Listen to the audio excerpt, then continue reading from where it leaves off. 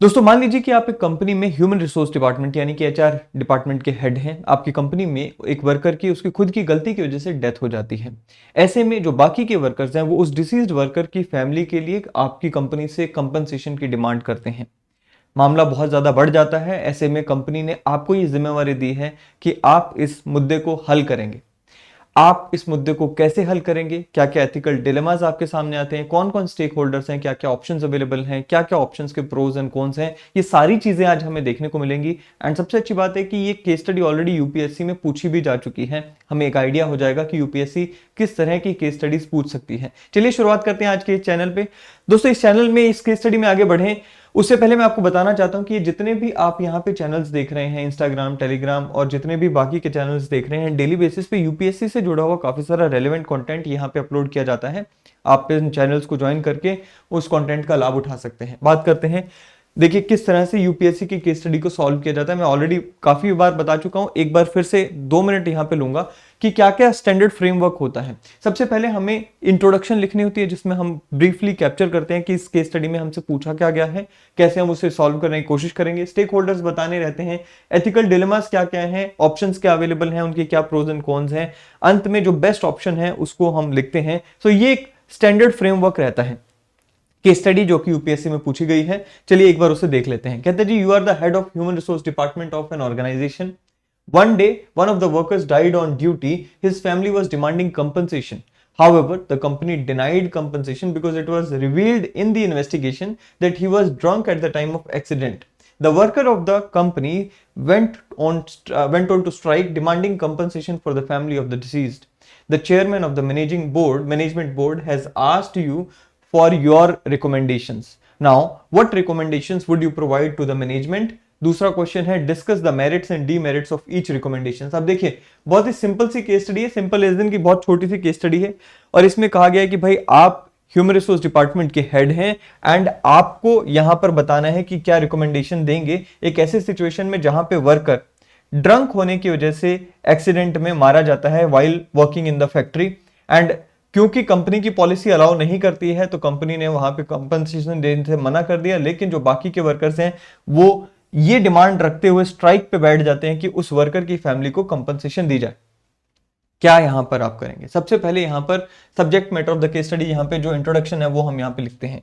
In the given case study मुझे क्या करना है? कहता है जी, I need to give recommendation about whether the company should compensate the worker on humanitarian grounds or not. So I have to take a balanced approach. यहां पे ये लाइन आप ऐड कर सकते हैं।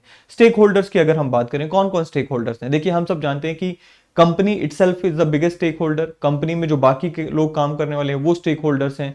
कंपनी का जो डिसीज्ड वर्कर था उसकी फैमिली भी स्टेक होल्डर है। आप खुद यहाँ पे एक स्टेक होल्डर हो जाते हैं because being an employee, right. So ये सारे के सारे स्टेक होल्डर्स हमें यहाँ पर देखने को मिलते हैं। बात करते हैं कि एथिकल डिलेमास हमारे सामने क्या क्या आते हैं। मैंने कुछ एथिकल डिलेमास यहाँ पे लिखे हैं, कुछ और भी आप यहाँ पे लिखिए अपने आप से, यहाँ पे थोड़ा सा सोचिएगा। कुछ मैं आपको हिंट दे देता हूं कि किस तरह से एथिकल डिलेमा। अब एथिकल डिलेमा होता क्या है? When you have to choose between two values, these two values can be positive value, positive negative value, negative value. So when you have to choose between two values, इसे हम ethical dilemma कहते हैं। क्या कहता है जी? देखिए सबसे पहले तो लीगल ऑब्लिगेशन वर्सेस कंपेशन। अब लीगल ऑब्लिगेशन क्या? Company has no legal obligation to pay compensation in this case, but at the same time this thing is getting in conflict with compassion. अब कंपेशन क्या? Compassion towards workers family, क्योंकि worker की family उस पर dependent थी and वो जब worker की डेथ होगी तो उनको कंपेशन आप दिखाते हैं। सो ये दो वैल्यूज के बीच में होगा। फिर क्या है? Worker safety versus responsibility of the careless workers. देखिए वर्कर सेफ्टी यानी कि अगर आप यहां पर इस पर्टिकुलर इंसिडेंट्स में या इस पर्टिकुलर एक्सीडेंट में आप कंपनसेशन दे देते हैं, सो एक गलत प्रेसिडेंट डेफिनेटली सेट हो जाएगा जहां पर जो वर्कर्स हैं वो अपनी सेफ्टी को केयरलेसली लेना शुरू कर देंगे और ज्यादा केयरलेस हो जाएंगे। जबकि दूसरी तरफ क्या आ जाता है? Responsibility of the careless workers. और यहां पर अगर आप इसको लेकर नहीं चलते हैं तो क्या होगा? Responsibility of the careless worker, यानी कि जो केयरलेस वर्कर्स हैं जिसकी डेथ हो गई उसकी भी हम कैसे रिस्पॉन्सिबिलिटी को तय करेंगे। दूसरा क्या है? Employee morale versus policy enforcement. Employee morale मतलब क्या? देखिए वर्कर्स जो है वो स्ट्राइक पे बैठे हैं। अगर अब आपने यहां पर कुछ पॉजिटिव सोल्यूशन नहीं निकाला तो उनका जो मोराल है, उनका जो ट्रस्ट है कंपनी में, वो टूट जाएगा। दूसरी तरफ क्या है, पॉलिसी एनफोर्समेंट। अगर आप ये करते हैं तो आपका जो पॉलिसी है कंपनी की, that you will not compensate the mistake of the workers, वो आप यहां पर एनफोर्स नहीं कर पाते हैं।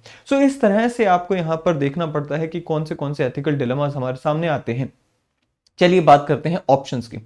मैंने आपसे पहले भी जब डिस्कस किया था तो मैंने आपको बताया था कि कोई भी ऐसी केस स्टडी होती है उसमें सबसे पहले हमें एक्सट्रीम ऑप्शंस को लेकर चलना होता है। सो फॉर एग्जांपल, या तो बिल्कुल कुछ मत करो, या जो है उसे एज इट इज रहने दो, मतलब कंपनसेशन दे दो, या फिर कुछ मिडल ऑप्शंस यहां पे आ सकते हैं। सबसे पहला क्या है, working as per the law and asking the company not to pay any compensation as it is not liable since the worker was drunk. सबसे पहला ऑप्शन यही निकल कर आता है कि कंपनी क्योंकि लायबल नहीं है, कंपनी मना कर दे, आप ये रिकमेंडेशन दे सकते हैं। इसके फायदे क्या होंगे?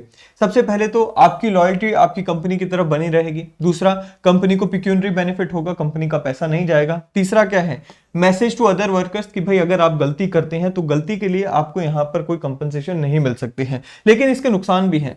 Loss of trust between the company and the workers. सबसे बड़ा जो नुकसान है वो यही है कि जो कंपनी और वर्कर्स के बीच का ट्रस्ट है, वर्कर्स का ट्रस्ट कंपनी से उड़ जाएगा। दूसरा क्या है, continued stir by the workers may lead to the pecuniary loss to the company. अब यहां पर आप कुछ पैसा बचा लेंगे, लेकिन अगेन जो वर्कर्स स्ट्राइक पे बैठे हैं, अगर उनकी स्ट्राइक कंटिन्यू हो जाती है तो लॉस कंपनी को होगा, पैसे का लॉस भी होगा।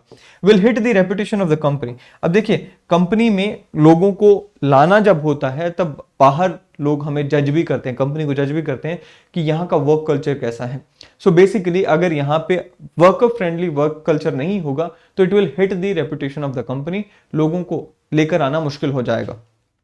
ऑप्शन नंबर 2 क्या है, कहता है जी recommend the company to offer the compensation to employee. यानी कि आप कंपनी को कह दो कि भाई आप ऑफर कर दो, उनको कंपनसेशन दे दो एम्प्लॉय की फैमिली को, ठीक है। अब इसके फायदे क्या होंगे? फायदा सबसे बड़ा ये होगा कि जो वर्कर्स हैं उनकी स्ट्राइक खत्म हो जाएगी। वर्कर्स जो हैं उनका ट्रस्ट बना रहेगा कंपनी में कि देखिए जब हमारे किसी साथी पे दुविधा आई या उसके परिवार पे दुविधा आई तो कंपनी साथ में खड़ी थी। सो एक तो ट्रस्ट बना रहेगा। दूसरा क्या है, reputation of the company will stay intact, employee friendly reputation हो जाएगी कि देखिए बेशक एम्प्लॉय की डेथ उसकी खुद की गलती वजह से हुई है लेकिन कंपनी ने कंपनसेट किया, सो कंपनी की एक रेपुटेशन अच्छी बनेगी। नुकसान क्या होगा? सबसे पहले क्या है, will set a wrong president for others. अब देखिए दूसरों के लिए गलत प्रेसिडेंट सेट हो गया। Company will have to suffer without its own mistake or own fault and employee will be encourage to ignore the safety instructions in future as well. So यहां पर ये कुछ हमने नुकसान या फिर कॉन्स देखे। जो फाइनल ऑप्शन है, अब देखिए कोई भी इस तरह के जो केस स्टडीज आते हैं, इस तरह की कॉम्प्लेक्स सिचुएशंस आती हैं, वहां पर कोई इस तरह के ऑप्शंस नहीं हो सकते हैं जहां पर आपने वन लाइनर ऑप्शंस दे दिया या वन लाइनर सॉल्यूशंस दे दिए। इसमें हमें मल्टी प्रोंग्ड अप्रोच लेनी होती है। सो यहां पर हमें देखने को मिलता है फाइनल में क्या है, कहते हैं जी सबसे पहले तो आपको मैनेजमेंट को यहां पर ये रिकमेंड करना चाहिए that they should make provisions for safety of the employees even more strict and to ensure that those safety requirements are followed। सबसे पहले तो यहां पर आपको मैनेजमेंट को ये रिकमेंड करना होगा कि भाई वो जो सेफ्टी रिक्वायरमेंट्स हैं उन्हें और ज्यादा स्ट्रिक्ट बनाया जाए।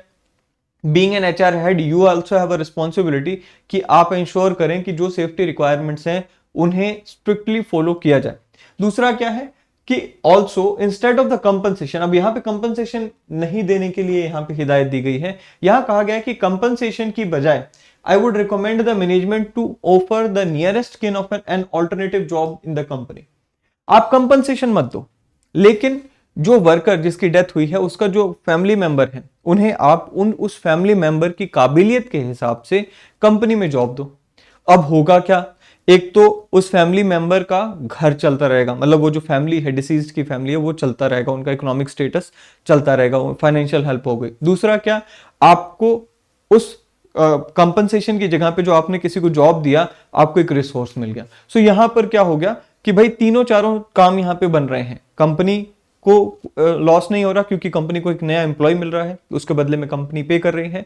एंड जो वर्कर्स हैं they will also be satisfied कि भाई यहां पर किसी को जॉब मिल रहा है और जो फैमिली मेंबर है उन्हीं को जॉब मिल रहा है, ठीक है। सो ये हो गया। तीसरा क्या है, you also need to ensure कि proper training of the workers should be there, awareness campaign should be there to develop a positive attitude of the workers towards safety।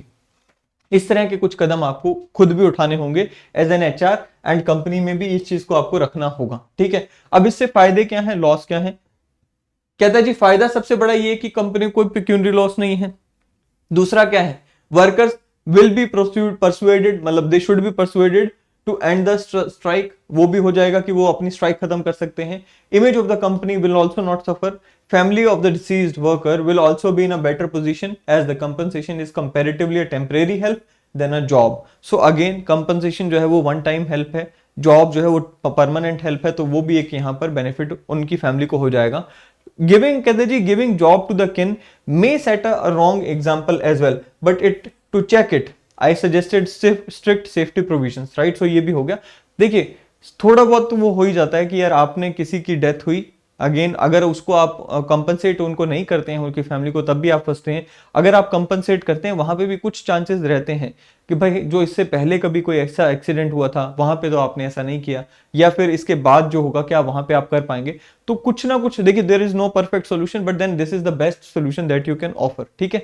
चलिए, तो ये था आज का केस स्टडी। आई होप कि ये case study आपको पसंद आए, वीडियो पसंद आए तो इसे लाइक करना ना भूलें, शेयर करना ना भूलें, चैनल को सब्सक्राइब करना ना भूलें। अगले सेशन में मिलेंगे, till then thank you, have a great day ahead.